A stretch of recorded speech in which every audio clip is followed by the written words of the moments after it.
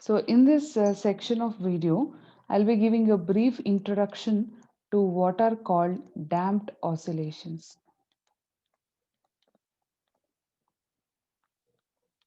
Any kind of simple harmonic motion, whatever we discuss, gradually comes to halt. So such oscillations are called damped oscillations. How do I represent it graphically? If x is the displacement and t is the time taken for the oscillations to come to halt.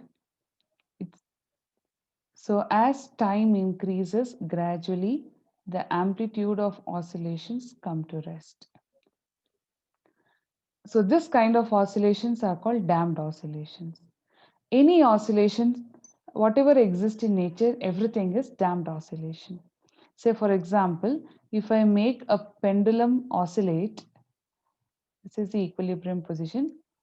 If I bring it to its extreme end position and let it free, we know that it gradually oscillates and finally comes to equilibrium position.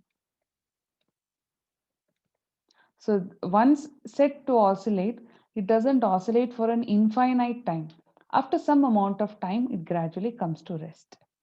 If I push a swing, we all know that the swing keeps oscillating for some time and gradually comes to rest. The question is why the oscillations comes to rest. So the oscillations are, whatever the oscillations executed, it comes to rest because of resistive forces acting on it.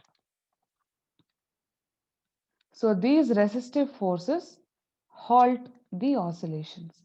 So what are these resistive forces? These resistive forces could be due to the surrounding environment, the wind motion, or if you make any oscillations happen in liquid, the forces existing in the liquid, all these contribute to make the oscillations come to halt.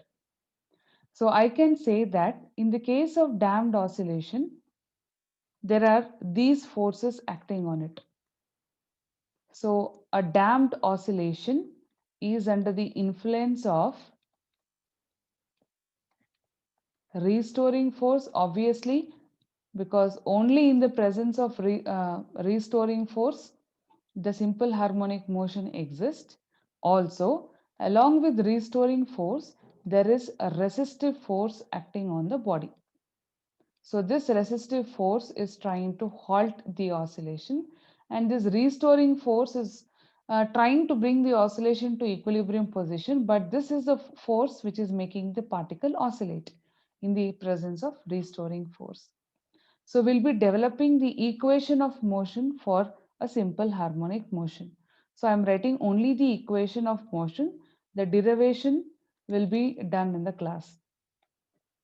So the equation of motion of a simple harmonic motion, damped oscillation, sorry, is given by C e to the power of minus b plus root of b square minus omega square into t plus d into e to the power of minus b to the power of b square minus omega square into t, where c and d are constants which are independent of time.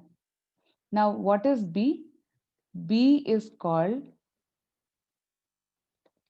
damping factor. In simple, let me call it as resistance to oscillation. So if B is high, I mean resistance to the oscillation is high or damping factor is high. So if you make oscillations have to happen in say liquid, the body is not free to oscillate for a long time as in air.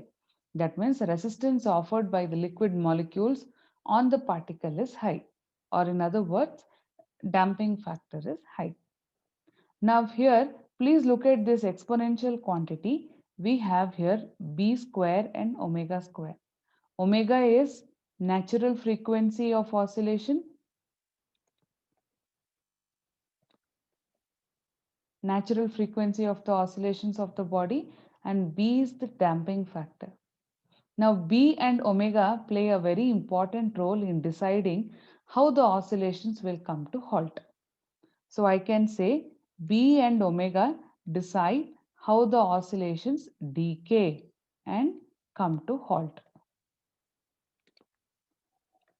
So there are three possible ways in which B and omega affect and make the body to come to rest. Case 1, when B is greater than omega. B square is greater than omega square, or simply B greater than omega. In simple, when resistance to the oscillation is more than the driving force. In simple language, I can understand this as resistance is more than the natural frequency or the driving force. So obviously, the oscillation comes to halt in a small interval of time. So in this case, the oscillations, if this is x and this is t, come to halt exponentially. So this case is called deadbeat. The mathematics of this will be dealt in the class. Case 2. I can compare B and omega in three possible cases. When B is greater than omega, when B is equal to omega, and when B is less than omega. So when B is equal to omega, that means the resistance to the oscillation is equal to its natural frequency. What happens? So we'll be substituting this condition in the equation of motion and understand how the oscillation decay. So when B is equal to omega, the oscillations obviously come to halt.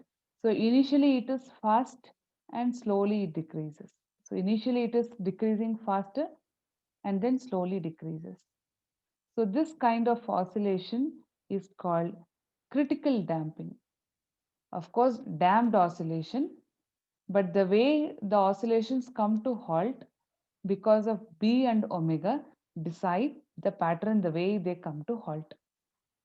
And the third possible case can exist is when B is less than omega. That is when the driving resistance is very less to the natural frequency. Now, when B is less than omega, I can say that the particle is free to oscillate for a little longer time because the resistance to oscillation is less. So when B is less than omega, I can say particle oscillates for a little longer time and then gradually comes to zero. So how the graph looks like, x against t, it oscillates for some amount of time because the resistance is very less and gradually comes to halt. So this case of damping is called I'm sorry, is called under damping.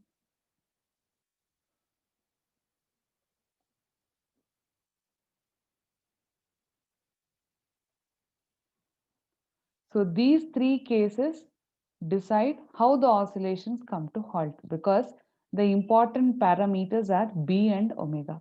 So we'll be dealing with the derivation of equation of motion, the theory part.